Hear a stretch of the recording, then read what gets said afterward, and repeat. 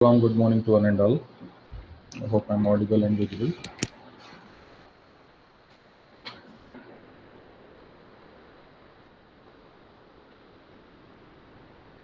Just let me know whether I'm audible and visible to all of you or not. Yes, sir. Audible. So today we'll start unit number 2. So unit number 2 is nothing but your internet protocol. So before getting started, just let me know the layers that we have in our TCP/IP protocol suite. TCP/IP protocol suite में कौन सी layers हैं? How many layers are there?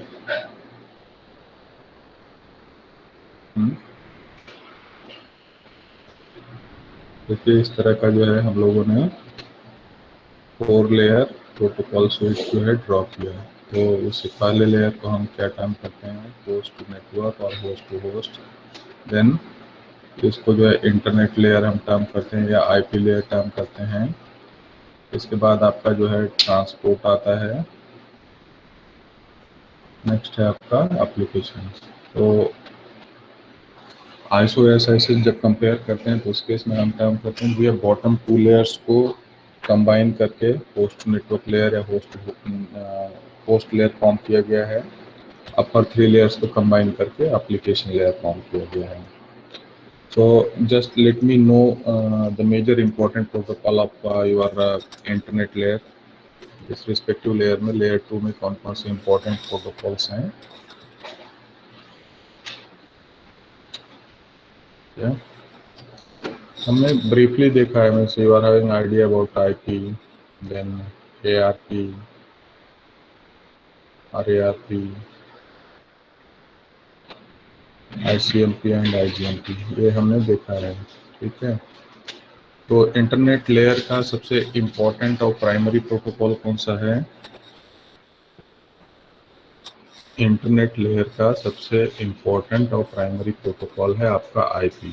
So unit number 2 आपका जो है ये इस respective protocol के around है, आईपी के अराउंड है, या यूनिट नंबर 2 इंटरनेट लेयर से रिलेटेड जितने भी प्रोटोकॉल्स हैं उनके अराउंड जो है रहेगा, उसके ऊपर में हमें मेनली फोकस करना है। तो TCP/IP प्रोटोकॉल स्वीट के लेयर्स को जस्ट अभी हमने बताया, लिंक लेयर है, इंटरनेट लेयर है, ट्रांसपोर्ट लेयर है, एप्लीकेशन लेयर है। ठीक है, so you are having idea about frame header, frame data, frame footer, जो कि आपके लिंक लेयर का पार्ट है, बॉटम लेयर का पार्ट है, जो कि फिजिकल और डेटा लिंक लेयर का कॉम्बिनेशन जो है फॉर्म करता है। इंटरनेट लेयर में आपका मेजर प्रोटोकॉल है आईपी। ठीक है, तो आईपी में आईपी हेडर, आईपी डेटा आपका जो है रहेगा, और इंटरनेट लेयर से जो है हम डेटाग्राम्स वगैरह को पास करते हैं। इसकी मेजर फंक्शनैलिटी में मैंने पहले आपको बताया हुआ है कि इसका मेजर रोल है टू डू द एड्रेसिंग। ठीक है, इसके बाद दूसरा मेजर फंक्शनैलिटी मैंने आपको बताया था source to destination delivery of data packet. तो सोर्स से लेकर के डेस्टिनेशन तक डेटा पैकेट को पहुंचाना, ये इसका जो है मेजर काम है। तो कैसे पहुंचाएगा, क्या करेगा और राउट कैसे डिसाइड करेगा, इन सब चीज़ों को जो है यही जो है फाइनलाइज करता है। ये आपका एक मशीन से दूसरे मशीन तक डेटा पैकेट पहुंचाने का काम करता है, डेटाग्राम को पहुंचाने का काम करता है। ट्रांसपोर्ट जो है आपका end to end delivery. Application layer जो है प्रेजेंटेबल फॉर्मेट में डेस्टिनेशन यूज़र को उसके रिस्पेक्टिव एप्लीकेशन में डेटा को हैंड ओवर करता है, प्रेजेंटेबल फॉर्मेट में जो है प्रोवाइड करता है। तो now will mainly focus on this IP.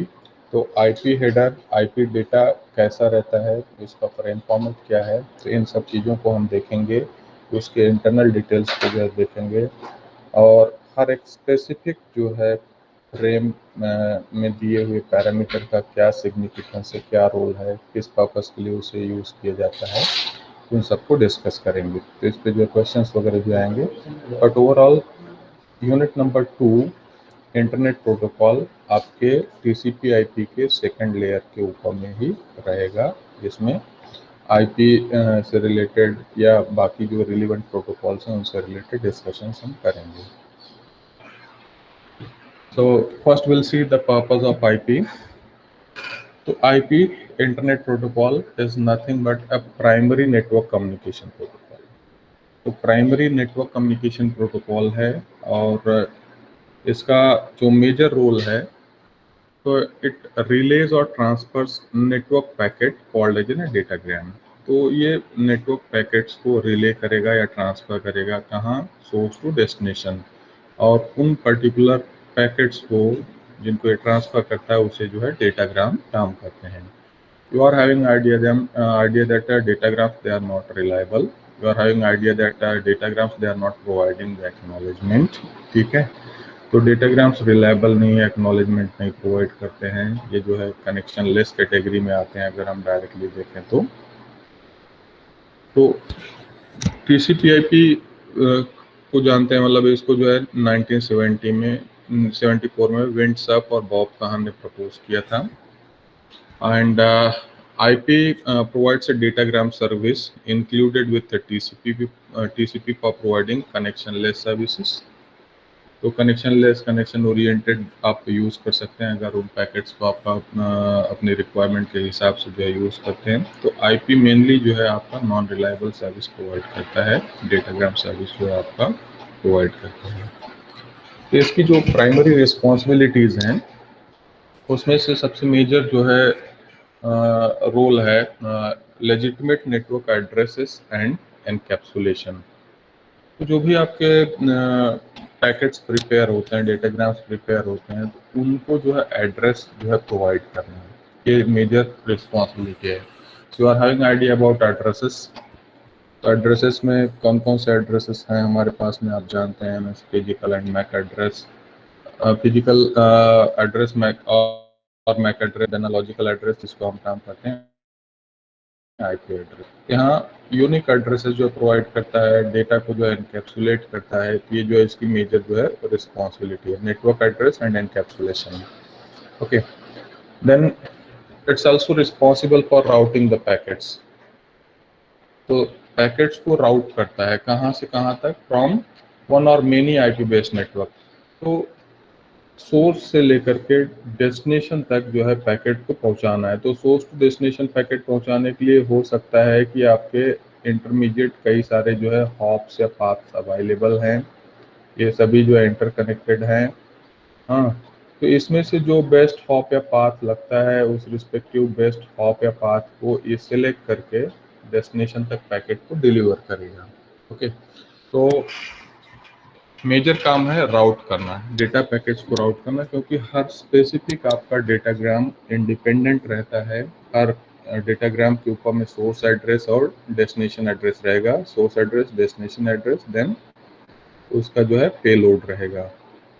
ठीक है, तो सोर्स और डेस्टिनेशन एड्रेस के बेसिस पे जो भी डेटाग्राम है उसको ये स्पेसिफिक जो है आपका आईपी प्रोटोकॉल डेस्टिनेशन तक पहुंचाने का काम करता है on the basis of this unique address. ठीक है, तो यूनिक एड्रेस का यूटिलाइजेशन करके इन इंटरमीडिएट नोड्स के थ्रू आपके पैकेट्स को जो है राउट करेगा, बेस्ट पाथ से लेकर के उनको जो है फॉरवर्ड करेगा। नेक्स्ट थिंग अगेन सेम जो है primary functionality is to provide identification of computer host and the location of a service. तो हर स्पेसिफिक मशीन का, हर स्पेसिफिक होस्ट का यूनिक आइडेंटिफिकेशन जो है प्रोवाइड करना, ये जो है इसी का काम है। And definitely for providing unique identification it's using IP. तो आईपी एड्रेस हम यूज करते हैं और आईपी एड्रेस जो है यूनिक रहेगा। यूनिक अगर नहीं रहता है तो उस केस में क्या प्रॉब्लम होगा। Just take an example, we are having two machines on same subnet और सेम नेटवर्क। ठीक है, दो मशीन्स हम लेते हैं ए और बी, और मैं टर्म करता हूँ भैया ये दोनों मशीन्स जो है आपस में कनेक्ट किए, बट प्रॉब्लम यहाँ पे है 192.168.0.1 इसका आईपी है ए का, और सेम जो है आईपी इसका भी है। ठीक है, मशीन बी का भी। दोनों मशीन्स को सेम अगर हम आईपी देते हैं तो प्रॉब्लम क्या होगा? एनीवन? देखो यहाँ पे हम कह रहे हैं identification of computer and host, तो यूनिक आइडेंटिफिकेशन प्रोवाइड करने का काम करता है। बट मान चलिए कि गलती से दो मशीन्स के एक ही आईपी हो गए, मशीन ए और मशीन बी दोनों का जो है आपने मैन्युअली सेम आईपी कॉन्फ़िगर कर दिया, तो उस केस में समस्या क्या होगी, प्रॉब्लम क्या होगा? एनीवन? मुझे लग रहा है आप लोगों को मुझे जो है कॉल करना पड़ेगा कि आप रिस्पॉन्स करें। हाँ सर सभी सोर्स जान नहीं पाएगा कि किसके पास डेटा भेजना है, दोनों के पास भेज देगा। दोनों के पास भेज देगा। और क्या प्रॉब्लम होगा? मुकेश कुमार 109 सो रहे हैं? Yes. Just turn on your video.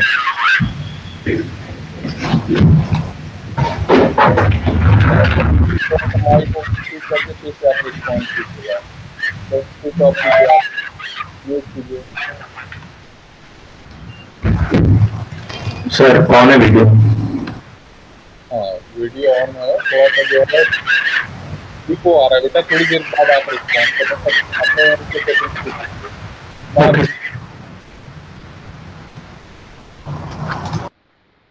महकपुरी। Yes sir. हाँ महक बताइए क्या प्रॉब्लम होगा? जैसे दो स्पेसिफिक मशीन्स हैं ए और बी, और दोनों का जो है आईपी एड्रेस अगर एक हो जाता है गलती से, तो उस केस में समस्या क्या होगी?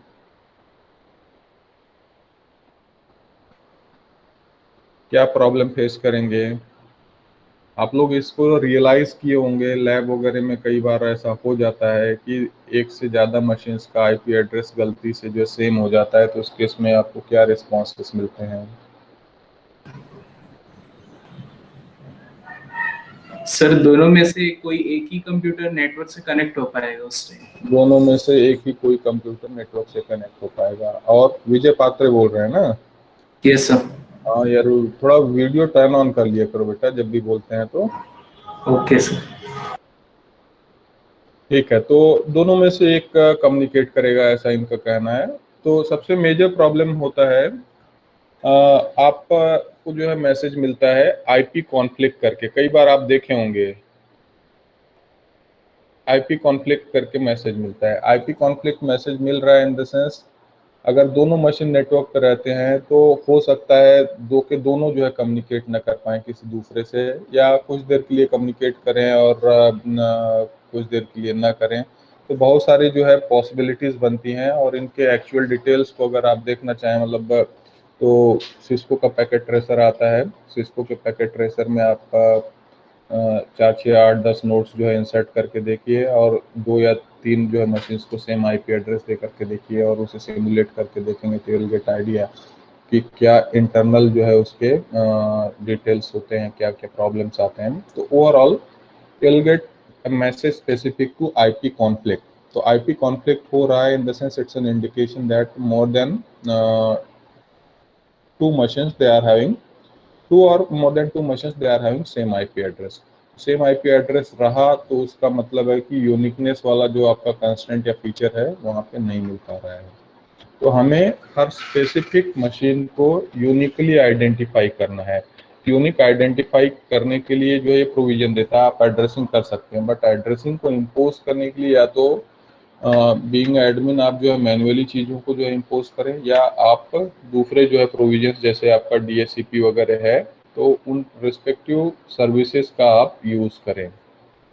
ठीक है, तो IP is the main protocol of network layer which is responsible for exchanging messages और डेटाग्राम्स और पैकेट्स। के मेन प्रोटोकॉल है, और इसका मेजर रोल या रिस्पॉन्सिबिलिटी यही है कि दो एंड यूजर्स के बीच में आपके मैसेजेस या डेटाग्राम्स या पैकेट्स को एक्सचेंज करना, सोर्स टू डेस्टिनेशन जो है डेटा पैकेट्स को डिलीवर करना, ये इसका मेजर रोल या रिस्पॉन्सिबिलिटी है। सो इस मेजर रोल या रिस्पॉन्सिबिलिटी को एग्जीक्यूट करने के लिए डेफिनेट है it's going to make the utilization of addressing scheme, it's going to make the use of your routing schemes or routing algorithms।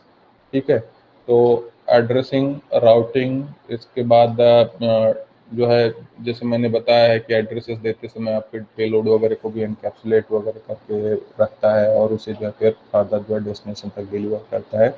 ये इसकी जो है मेजर रिस्पॉन्सिबिलिटीज़ हैं, प्राइमरी रोल्स हैं। तो इसी के अकॉर्डिंग जो है फर्दर अब हम देखते हैं आपका IPv4, तो इंटरनेट प्रोटोकॉल वर्जन 4, जिसे शॉर्ट में IPv4 भी टर्म किया जाता है। ठीक है, तो IPv6 भी मार्केट में अवेलेबल है। आपके जितने भी मशीन्स वगैरह हैं, अगर आपने लेटेस्ट लैपटॉप या डेस्कटॉप परचेस किया है, तो मोस्ट ऑफ द लैपटॉप्स और desktops they are having the capability for IPv6 support. तो अभी IPv6 भी जो है मार्केट में है अवेलेबल, बट लोगों का काम इससे चल जा रहा है। तो टोटल जो है IPv6 पे लोग स्विच नहीं किए हैं, बट अगर आपको लगता है तो आप IPv6 एड्रेसेस भी यूज़ कर सकते हैं, क्योंकि आपका हार्डवेयर उसे सपोर्ट करता है। So we'll see the details related to IPv4 first, then we'll go through the limitations, और उन limitations को IPv6 कैसे ओवरकम करता है उसको हम देखेंगे। बट ब्रीफली अगर हम बताना चाहें तो आप जानते हैं जैसे इंटरनेट एड्रेसेस की जो है डिमांड बहुत ज़्यादा हो गई। आज की डेट में आप देखेंगे तो हर स्पेसिफिक यूज़र के पास में एक सेल फोन है। पहले ऐसा नहीं था, मतलब पहले जो है आपका के सेल फोन्स को हमें एड्रेस देने की आवश्यकता नहीं थी, but as on date each and every cell phone is having WiFi enabled network adapter. तो आप किसी भी ऑर्गेनाइजेशन में जाएंगे, किसी भी कैंपस में जाएंगे, so definitely you are expecting the hotspot connectivity, and for getting hotspot connectivity definitely from your infrastructure you are expecting IP addresses। तो IPv4 में एड्रेसेस का जो है शॉर्टेज हो गया है। IPv4 की एक स्पेसिफिक लिमिट है, ये 32 बिट का यूज़ करता है और 32 बिट का यूज़ करके जो है एड्रेसेस जो है प्रोवाइड करता है। तो इसके अपने उन लिमिटेशंस हैं related to addressing capability. Addresses जो एग्जॉस्ट हो गए हैं, तो इसकी वजह से ही जो है IPv6 जो है एग्जिस्टेंस में आया है। बट फिर भी अभी हम लोग जो है IPv4 स्टडी कर रहे हैं। IPv4 अभी भी यूज़ में है, even in our campus also we are using IPv4। ठीक है, जब ऐसा लगेगा कि भाई अब आगे जो है हम सपोर्ट नहीं कर पा रहे हैं या पर्टिकुलर हमारे एड्रेसेस टोटली एग्जॉस्ट हो गए हैं, अपनी रिक्वायरमेंट को फुलफिल नहीं कर पा रहे हैं, इन दैट केस IPv6 पे जो स्विच किया जा सकता है। So internet protocol is one of the major protocol in TCP/IP protocol suite. This protocol works at network layer of OSI model and internet layer of your TCP/IP model. ठीक है, so this protocol has a responsibility of identifying host based upon their logical addresses। तो जो host nodes हैं, host basis हैं, उनको जो है identify करने का इसका जो है एक रिस्पॉन्सिबिलिटी, एक कैपेबिलिटी है, और उसके लिए लॉजिकल एड्रेसेस यूज़ करता है, डेटा को राउट करता है। ठीक है, तो अंडरलाइंग नेटवर्क्स जो भी हैं उनमें जो है डेटा राउटिंग वगैरह का भी जो है काम करता है। तो major thing is IP provides mechanism to uniquely identify host by an IP addressing scheme। तो IP एड्रेसिंग स्कीम का यूज करके हर एक स्पेसिफिक होस्ट को, हर एक स्पेसिफिक नोड को यूनिकली आइडेंटिफाई करने का काम करता है। So it uses best delivery.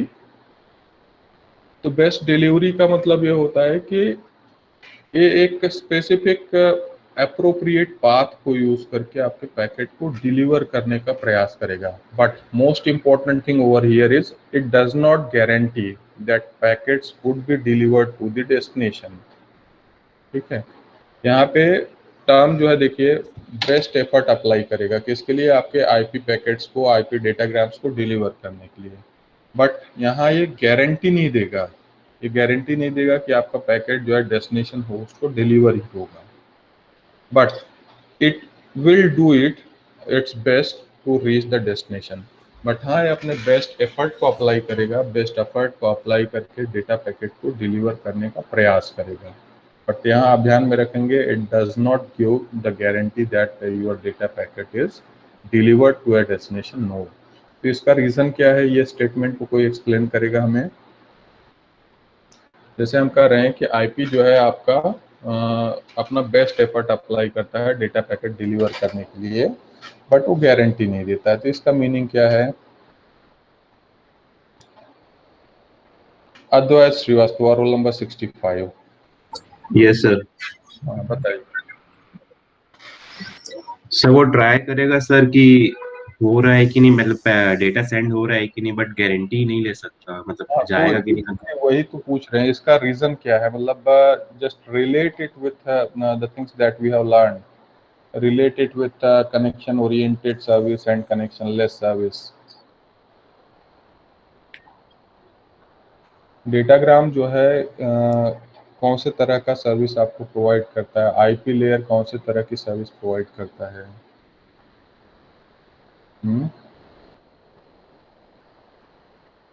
Role number 84 Hemant Agarwal. Yes sir. बताइए, क्वेश्चन क्लियर है? जैसे स्टेटमेंट है कि भाई आपका आईपी अपना बेस्ट एफर्ट अप्लाई करेगा पैकेट को डिलीवर करने का, बट वो गारंटी नहीं देगा कि आपका डेटा पैकेट पहुंचेगा ही। क्या रीजन है? आईपी लेयर कौन से टाइप का सर्विस प्रोवाइड करता है?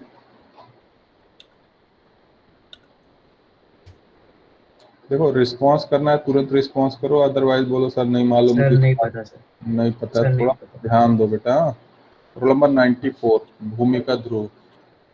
Yes sir. बताइए सर आप। कनेक्शनलेस सर्विस है तो सर रिलायबल नहीं है वो। ठीक, करेक्ट है। तो आईपी लेयर आपका कनेक्शन लेस सर्विस प्रोवाइड करता है, रिलायबिलिटी ऑफर नहीं करता। रिलायबिलिटी नहीं है in the sense there is no provision for acknowledgement. ठीक है, तो एक्नॉलेजमेंट का प्रोविजन नहीं इन द सेंस गारंटी का कहीं कोई प्रोविजन नहीं है।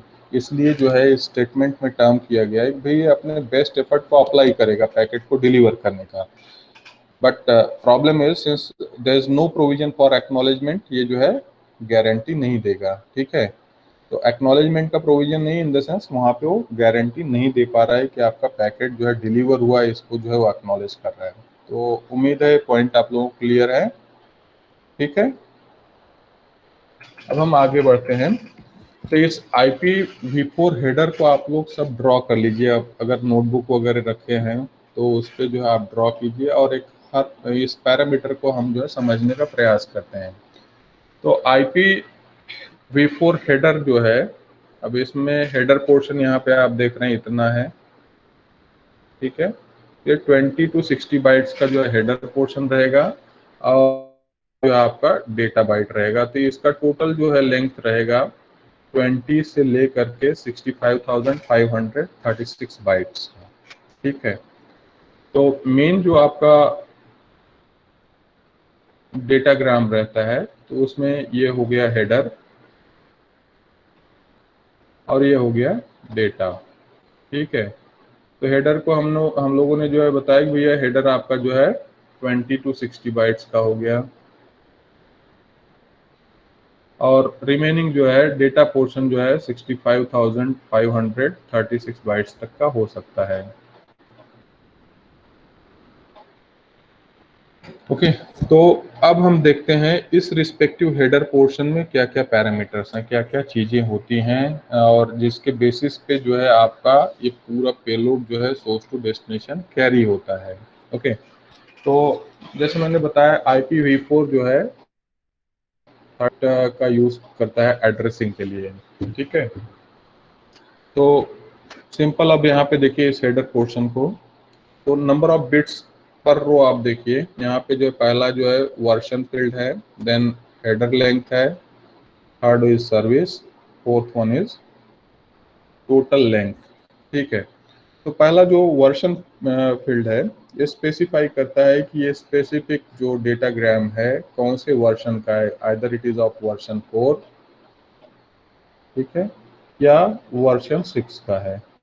वर्जन 4 का है या वर्जन 6 का है, इसका स्पेसिफिकेशन ये जो है वर्जन फील्ड के 4 बिट्स आपको प्रोवाइड करेंगे। ठीक है, तो हेडर में पहला जो है आपका 4 बिट वो यूज किया जाता है वर्जन के स्पेसिफिकेशन के लिए। Sorry, then next next 4 bits they are use for providing the header length. ठीक है, तो आपके हेडर का लेंथ कितना है? अब जैसे यहाँ पे हेडर का लेंथ हमने बताया कितना है, हेडर लेंथ यहाँ सामने आपको दिख रहा है। हेडर लेंथ कितना है भैया? Anyone? Sir 20 to 60 byte. 20 to 60 byte. तो ये जो है 20 to 60 बाइट एक तरह से वेरिएबल हेडर लेंथ है। तो कितने बाइट्स का हेडर लेंथ यूज हो रहा है उसका स्पेसिफिकेशन एच लेंथ फील्ड जो है, जो कि 4 बिट्स का यूज करके आपको स्पेसिफाई करेगा। क्लियर है? Next is service. तो सर्विस जो भी है वो 8 बिट्स यूज करते हैं, और इन 8 बिट का यूज करके आपका जो है टाइप ऑफ सर्विस क्या रहेगा उसका स्पेसिफिकेशन जो है दिया जाएगा। ओके, तो TOS भी बोला जाता है कई बार, या सिंपल आप जो है सर्विस टर्म करेंगे। तो सर्विसेज जो है हो सकता है कि आप यूज कर रहे हैं, जैसे मतलब किसी को प्रायोरिटाइज करना है, किसी को क्वालिटी आपको जो है देना है, मतलब ये जो स्पेसिफिक डेटाग्राम है, ये डेटाग्राम किस तरह के जो है सर्विस के लिए है उसका स्पेसिफिकेशन यहाँ पे जो है प्रोवाइड किया जाएगा। इन केस इस रिस्पेक्टिव डेटाग्राम को आपको प्रायोरिटाइज करना है, जैसे मान चलिए कि 10 या 20 डेटाग्राम पैकेट्स जो है जा रहे हैं, उसमें से कुछ डेटाग्राम्स को, कुछ पैकेट्स को आपको जो है हायर प्रायोरिटी पे जो है फॉरवर्ड करना है, क्वालिटी ऑफ सर्विस जो आपको बेटर ऑफर करना है। ठीक है, तो ऐसे केस में इस रिस्पेक्टिव जो है सर्विस बिट को, 8 बिट को जो है देख करके आपके राउटर्स उनको जो है प्रायोरिटाइज करते हैं। एग्जाम्पल तो आप जैसे मान चलिए कि आप जो है ट्रैवल कर रहे हैं, तो ट्रैवल करते ही कोई अगर एम्बुलेंस आता है तो उस केस में आप क्या करते हैं, उस एम्बुलेंस को पाथ देते हैं। आपका जो पर्टिकुलर नेटवर्क है वो एम्बुलेंस को पाथ देता है, एक तरह से फ्री कॉरिडोर देता है, उसको जो है प्रायोरिटी दी जाती है। एम्बुलेंस इवन जो आपके ट्रैफिक सिग्नल्स हैं उस पर भी नहीं रुकता, और उसको जो है आगे जो है रूट दे दिया जाता है, फॉरवर्ड कर दिया जाता है। So same is the case with your datagram too. तो डेटाग्राम में ये जो आपका सर्विस बिट है, तो टाइप ऑफ सर्विस बिट में अगर आपके डेटाग्राम को हायर प्रायोरिटी मिलती है तो उस केस में आपके राउटर्स उस रिस्पेक्टिव डेटाग्राम पैकेट को प्रायोरिटाइज करके पहले जो है फॉरवर्ड करेंगे as compared with other datagrams who are having less priority. ठीक है, तो ओवरऑल आप यहाँ पे ध्यान में रखेंगे क्यूओस जो है क्वालिटी ऑफ TOS मतलब टाइप ऑफ सर्विस जो है क्यूओस से रिलेटेड है, in the sense quality of service से रिलेटेड है, और यहाँ पे यूटिलाइज किए हुए बिट्स के बेसिस पे ही आपके राउटर्स जो है आपके पैकेट को प्रायोरिटी देना है या नहीं देना है उसका डिसीजन लेते हैं। क्लियर है? देखिए, इसके ऊपर में हर एग्जाम में एक क्वेश्चन आता है। इस ब्लॉक डायग्राम को IPv4 के हेडर को आपको ड्रॉ करना रहता है, और ड्रॉ करने के बाद में हर स्पेसिफिक फील्ड का क्या यूज है, क्या रोल है, उसे आपको बताना रहता है। तो पहला फील्ड हमने आपको बताया वर्जन फील्ड है, जो कि आपको बताएगा कि ये हेडर किस वर्जन का है, वर्जन 4 का है या वर्जन 6 का है। सेकंड फील्ड है हेडर लेंथ, जो कि फिर से 4 बिट का है। ये आपको बता रहा है कि आपके हेडर का लेंथ कितना है, वो हो सकता है 20, मिनिमम जो है 20 रहेगा और मैक्सिमम जो है 60 बाइट का रह सकता है। तो जरूरी नहीं कि 20 या 60 बाइट ही हो, वो इन बिटवीन भी हो सकता है। ठीक है, then it comes to the total length. तो टोटल लेंथ क्या होगा, आपको जो है यहाँ दिख रहा है टोटल लेंथ कितना हो सकता है, एनीवन? टोटल लेंथ मतलब हुआ हेडर प्लस डेटा। ठीक है, तो ये हेडर प्लस डेटा, ये इसका जो लेंथ होगा इसको जो है बोला जाएगा टोटल लेंथ। क्लियर है? तो टोटल लेंथ का मिनिमम जो है साइज कितना होना चाहिए, जैसे मान चलिए कि मिनिमम साइज अगर कोई आपसे पूछे तो कितने बाइट्स का आपका टोटल लेंथ फील्ड होगा, एनीवन? मुझे क्यों स्विच 20। करना पड़ता? हाँ 20। हाँ, 20 बाइट्स जो है मिनिमम लेंथ होना चाहिए। क्या रीजन है 20 बाइट्स होने का? देखिए, हेडर प्लस डेटा है, तो हेडर आपका जो है मिनिमम कितना लेंथ होता है 20 बाइट का, तो कम से कम 20 बाइट रहेगा, या उससे जो है ज़्यादा हो सकता है। अगर हम टोटल लेंथ की बात करते हैं तो हो सकता है डेटा आपका 0 हो, बट हेडर आपका कम से कम 20 बाइट्स का रहेगा ही।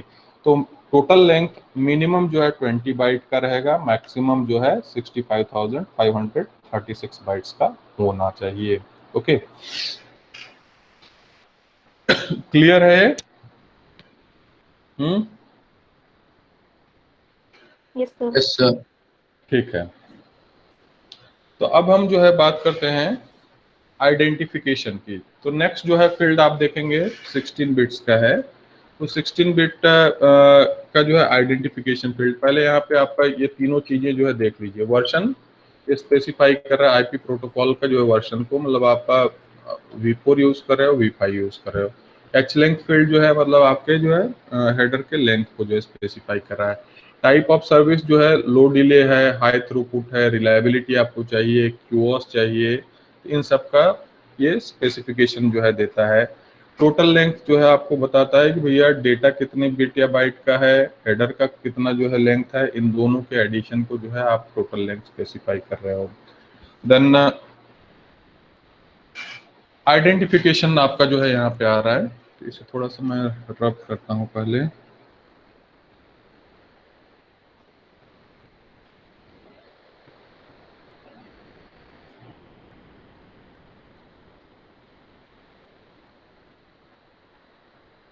अब आइडेंटिफिकेशन की जो है हम बात कर रहे हैं।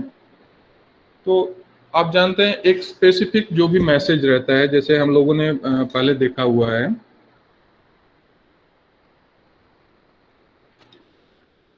तो एक स्पेसिफिक मैसेज को, मैसेज स्विचिंग हमने देखा था, मैसेज स्विचिंग के एक्सटेंशन को हम लोगों ने जो है टर्म किया था पैकेट स्विचिंग। तो मैसेज स्विच में जो है एंटायर मैसेज को हम भेजते थे। तो instead of forwarding entire message what we are doing, we are splitting a message in n number of packets. ठीक है, एन नंबर ऑफ पैकेट्स में हम जो है डिवाइड करते हैं। अब कंसिडर कीजिए कि ये स्पेसिफिक मैसेज जिसको हमें भेजना है उसको हम लोगों ने जो है 4 पैकेट में जो है डिवाइड किया। तो 4 पैकेट में डिवाइड किया in the sense there is need to do the numbering. ठीक है, नंबरिंग करना है। हर स्पेसिफिक पैकेट का जो है एक यूनिक आइडेंटिफिकेशन हमें देना है भैया 1 2 3 4। मान चलिए ऐसा आपको समझाने के लिए कि ऐसे 4 पार्ट में ब्रेक किया 1 2 3 4। ठीक है, तो यूनिक आइडेंटिफिकेशन देना है। यूनिक ऑफसेट पोजीशंस का जो है यूटिलाइजेशन करके उन रिस्पेक्टिव जो फ्रेगमेंट्स को हम फर्दर जो है रीऑर्गेनाइज करेंगे, रीअरेंज करेंगे। तो एक मैसेज को आप जो स्प्लिट करते हैं, उसको एड्रेस करते हैं, उसे एनकैप्सुलेट करते हैं पैकेट के अंदर में, और फिर फर्दर आप जो है फॉरवर्ड करते हैं। तो अब यहाँ आइडेंटिफिकेशन जो है 16 बिट का है। तो आपके पैकेट में जो भी डेटा है उस रिस्पेक्टिव डेटा का यूनिक आइडेंटिफायर क्या है। यूनिक आइडेंटिफायर क्या है इन द सेंस कौन से पोजीशन वाला जो है या क्या आइडेंटिटी है। अभी ऐसा आप समझ लीजिए कि जैसे मतलब 4 जो है आपके पैकेट्स हैं, तो हर स्पेसिफिक पैकेट का जो है एक आइडेंटिटी रहेगा। ठीक है, कंप्लीट मैसेज को आपने जो है ब्रेक किया एन नंबर ऑफ पैकेट्स में। ब्रेक करने के बाद में उस रिस्पेक्टिव जो है उन रिस्पेक्टिव पैकेट को आप फॉरवर्ड कर रहे हैं, और डेफिनेट है डेस्टिनेशन पे पहुंचने के बाद इन पैकेट्स को आपको रीऑर्गेनाइज करना रहेगा, रीअरेंज करना रहेगा, ओरिजिनल मैसेज को आपको जो है वहाँ पे रिगेन करना रहेगा। और ये तभी पॉसिबल है जब आपके पास में हर स्पेसिफिक पैकेट का यूनिक आइडेंटिटी रहेगा। तो इस यूनिक आइडेंटिटी का जो स्पेसिफिकेशन रहेगा आपके आइडेंटिफिकेशन फील्ड में रहेगा। तो हेडर में एक आइडेंटिफिकेशन फील्ड है जो कि 16 बिट का है, और इन 16 बिट्स का यूटिलाइजेशन करके आप हर रिस्पेक्टिव जो है पैकेट का आइडेंटिटी वहां पे प्रोवाइड करते हैं इस रिस्पेक्टिव फील्ड में। क्लियर है? ठीक है, तो यहाँ पे जो है 16 बिट यूज कर रहे हैं। फिर आपके पास में जो है यहाँ पे 3 जो है फ्लैग बिट्स हैं। यहाँ पे आप 3 पार्ट में जो है दिखा सकते हैं। तो पहला जो पर्टिकुलर पार्ट है 0 रहेगा, देन सेकंड है DF रहता है, थर्ड जो है MF रहता है। ठीक है, तो कहीं आप नोट कर लीजिए। तो पहला जो है बाय डिफॉल्ट जो है 0 0 रहेगा, ये फ्लैग पोजीशन जो कि रिजर्व्ड होता है। इसके बाद सेकंड है DF। तो DF का फुल फॉर्म होता है डोंट फ्रैगमेंट।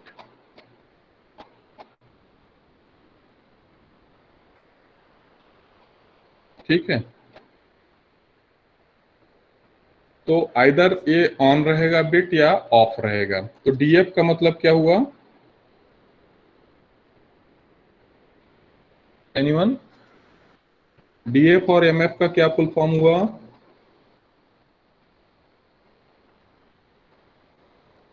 अरे भाई सुन रहे हो तो रिस्पांस करो, फिर मुझे जो है किसी को कॉल करना पड़ेगा जबरदस्ती। चलिए, अंशु राठौर,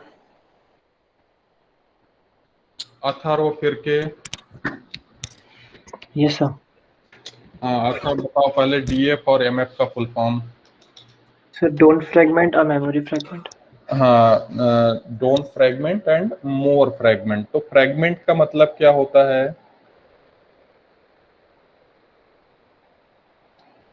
देवमणि सिंह लेफ्ट। भैया हर चीजें रिकॉर्ड होती हैं, हाँ, और फिर आप लोग जो है बोलते हो कि सर मुझे अटेंडेंस ही नहीं मिला, तो थोड़ी देर के लिए आएंगे फिर बाहर जाएंगे। तो देवमणि को जो है मैसेज कर देना, उसका पुराना जितना भी अटेंडेंस है वो सब जीरो हो गया। तो फ्रैगमेंट्स क्या होते हैं? Sir small data packets. Small data packets किसके रहेंगे? देखिए अभी जस्ट हमने आपको बताया यहाँ पे, ये जो है आपका मैसेज है, ठीक है। इस मैसेज को हम क्या कर रहे हैं? भेज रहे हैं। तो उसको जो है भेज कैसे रहे हैं? फ्रैगमेंट करके, मतलब ये छोटे जो है आपके पैकेट्स बना करके भेज रहे हैं। हर पैकेट को हम एड्रेस कर रहे हैं। तो एक मैसेज के हो सकता है 4 या 10 या 20 या 1000 जो है फ्रैगमेंट्स बने। हर रिस्पेक्टिव फ्रैगमेंट को हमें जो है फॉरवर्ड करना है। तो अब कंसिडर कीजिए कि ये जो स्पेसिफिक आपका पैकेट बन रहा है, पैकेट 1 जो है इसमें जा रहा है। तो पैकेट 1 जा रहा है तो इसमें डीएफ फील्ड आपका ऑन रहेगा, ऑफ रहेगा?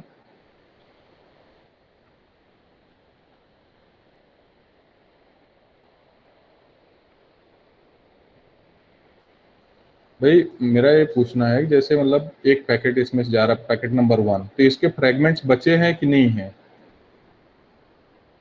सर ऑन रहेगा। हाँ, तो फ्रैगमेंट्स जो है देखो, मतलब मेन चीज आप यहाँ पे ध्यान दीजिएगा कि ये स्पेसिफाई कर रहा है कि फ्रैगमेंट्स हैं या नहीं है, ठीक है। तो फ्रैगमेंट्स अवेलेबल हैं, डोंट फ्रैगमेंटेड है, नहीं है, इसका स्पेसिफिकेशन देगा। मोर फ्रैगमेंट अगर आपका ऑन रहता है तो वो स्पेसिफाई करेगा कि भाई ये जो है इसके और फ्रैगमेंट्स अवेलेबल हैं, ठीक है।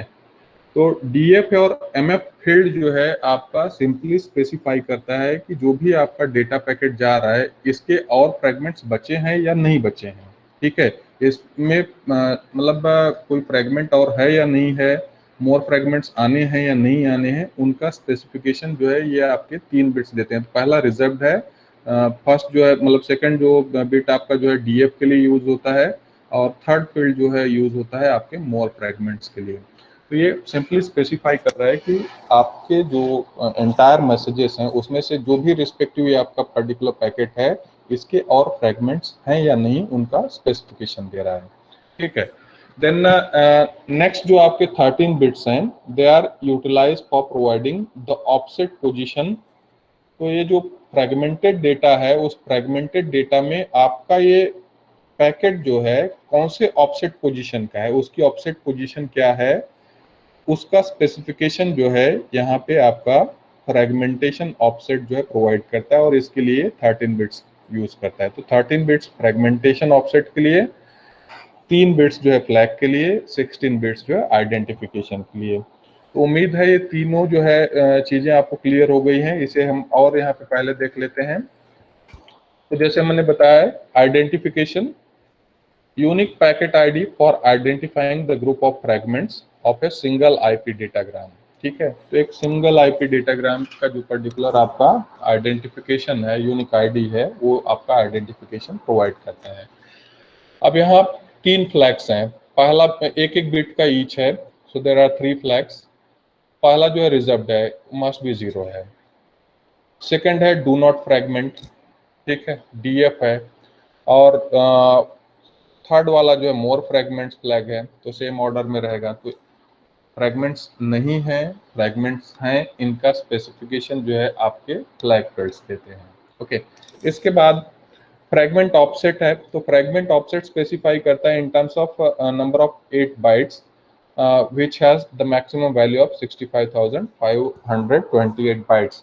तो इनका यूज करके आप जो है फ्रेगमेंट ऑफसेट का जो है स्पेसिफिकेशन देते हैं, और फ्रेगमेंट ऑफसेट्स के यूटिलाइजेशन करके जो है रिस्पेक्टिव जो आपके डेटाग्राम्स डेस्टिनेशन पे अराइव करते हैं, अराइज होते हैं, उनको आप प्रॉपर रीऑर्गेनाइज करके प्रेजेंटेबल फॉर्मेट में यूजर को प्रोवाइड करते हैं। ठीक है, अब नेक्स्ट जो है यहाँ पे हम बात करेंगे TTL की। तो TTL फुल फॉर्म है, क्या है इसका? Time to live. क्या हो सकता है, कोई बताएगा?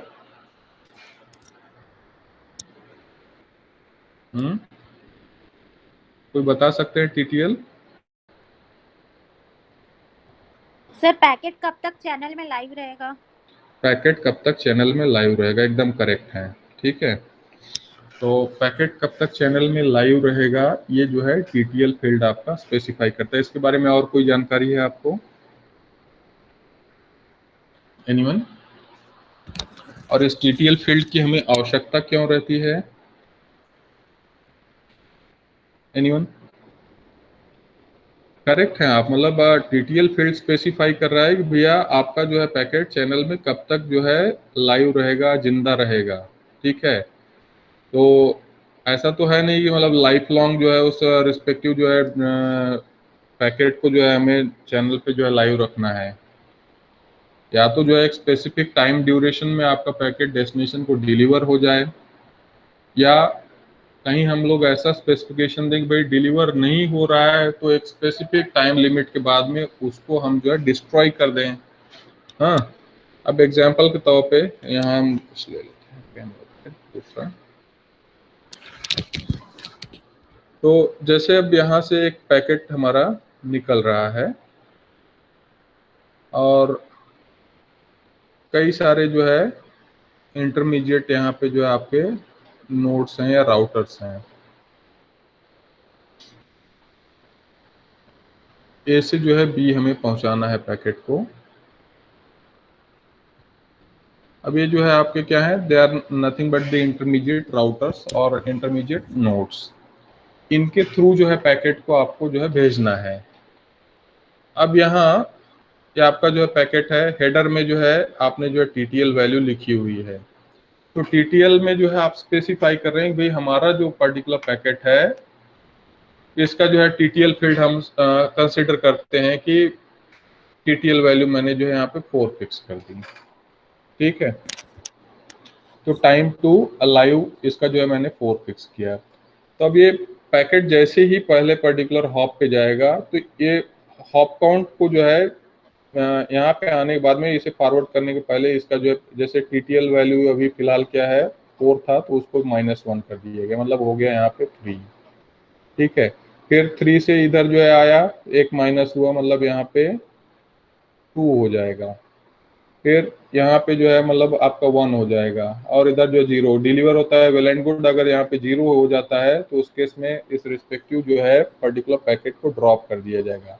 तो मेनली जो है हम यहाँ ये बताना चाह रहे हैं कि आपका पैकेट नेटवर्क के ऊपर में कितनी देर तक अलाइव रह सकते हैं। या तो जो एक स्पेसिफिक टाइम लिमिट में तो जो है वहाँ पे पहुँच जाए, अगर नहीं पहुँचता है तो उसको अननेसेसरी जो नेटवर्क पे हमें कैरी नहीं करना है। उसके लिए एक टाइम लिमिट स्पेसिफाई कर दी गई है कि भाई इतने टाइम लिमिट में आप जो है डेस्टिनेशन तक जो है डिलीवर हो जाने चाहिए या डेस्टिनेशन तक आपको पहुंच जाना है। अगर आप उस टाइम लिमिट में नहीं पहुंचते हो तो आपको जो है नेटवर्क एक तरह से डिस्कार्ड कर देगा, आपका जो है टाइम वहां पे खत्म हो जाएगा, आपको डिस्कार्ड कर दिया जाएगा, आपको नेटवर्क पे कैरी नहीं किया जाएगा। ओके, ये काफी इंपॉर्टेंट फील्ड है। नेटवर्क पे अननेसेसरी पैकेट्स जो है न रहें, नेटवर्क पे अननेसेसरी लूप्स न क्रिएट हों, इस पर्पस के लिए TTL फील्ड जो है काफ़ी इम्पोर्टेंट है और ये स्पेसिफाई करता है कि आपका पैकेट नेटवर्क पे कितनी देर तक जिंदा रहेगा, कितनी देर तक अलाइव रहेगा, वो जो है वो स्पेसिफाई करता है। क्लियर है? ठीक है, अब अगला जो है प्रोटोकॉल मतलब ये TTL हो गया। Then next is protocol field. तो किस रिस्पेक्टिव प्रोटोकॉल के लिए आपका जो है डेटा है, कौन से प्रोटोकॉल को जो है इस रिस्पेक्टिव जो है, जैसे मान चलिए कि हेडर प्लस पेलोड है, ठीक है। तो हेडर में जो है स्पेसिफिकेशन आप दे रहे हो, अब इस रिस्पेक्टिव पैकेट को जो है ले जा रहे हो, ले जाने के बाद में किसको जो है आप हैंड ओवर करोगे, एफटीपी को दोगे, टेलनेट को दोगे, या किसी और एप्लीकेशन को दोगे, तो उससे रिलेटेड कौन सा जो है आपका सपोर्टिंग प्रोटोकॉल है, क्या पोर्ट रहेगा, क्या चीज़ें जो है मतलब वो हैंडल करेगा, उसका स्पेसिफिकेशन यहाँ प्रोटोकॉल फील्ड में दिया रहेगा, ठीक है। तो हेडर इंफॉर्मेशन में आपका प्रोटोकॉल का स्पेसिफिकेशन दे रहे हैं, इन द सेंस कौन से प्रोटोकॉल को डेटा को हैंड ओवर करना है, कौन सा प्रोटोकॉल उस डेटा को हैंडल करेगा फर्दर, या यूज़ करेगा डेस्टिनेशन को जो है हैंड ओवर करने के लिए, या आपके जो है एप्लीकेशन लेयर को जो है प्रोवाइड करने के लिए, उसका स्पेसिफिकेशन जो है प्रोटोकॉल फील्ड में हुआ है।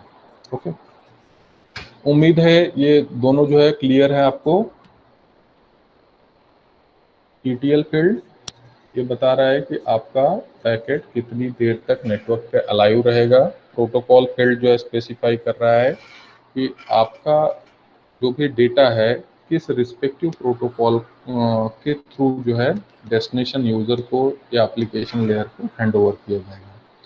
Then it comes to the header checksum, ठीक है। ये हेडर का चेकसम जो है यहाँ पे रहेगा, इन द सेंस हेडर के ऊपर में कैलकुलेशन करके एक चेकसम बिट आपकी प्रिपेयर होगी, तो इसे आप अपने पैरिटी बिट्स वगैरह से कंपेयर कर सकते हैं। और ये जो है मेनली यूटिलाइज किया जाता है एरर चेकिंग के लिए, कि हेडर फील्ड में कोई इंफॉर्मेशन जो है अपडेट हो रही है या नहीं, या हेडर किसी ने मॉडिफाई किया है या नहीं, उसे वेरीफाई करने के लिए हेडर चेकसम फील्ड को यूज़ किया जाता है। तो यहाँ आप एक बार देख लीजिएगा। तो ये डेटाग्राम का लाइफ टाइम जो है बताता है टाइम टू लीव फील्ड, और नेटवर्क में जो है लूप वगैरह ना हो, नेटवर्क पे अननेसेसरी आपका डेटा पैकेट जो है कैरी ना हो, इस पर्पस के लिए टीटीएल फील्ड जो है यूज़ की जाती है, ठीक है। तो प्रोटोकॉल में ये बहुत सारे जो है प्रोटोकॉल्स हैं, उनकी जो है हेक्स वैल्यूज़ या डेसिमल वैल्यूज़ आपकी जो है प्रोटोकॉल फील्ड के अंदर में स्पेसिफाइड रहती हैं। तो इसमें से कुछ जो है आप ध्यान में रखिएगा। तो उम्मीद करता हूँ कि 1 to 6 जो है आप याद रखेंगे अप टू टीसीपी, तो मोर देन इनफ है।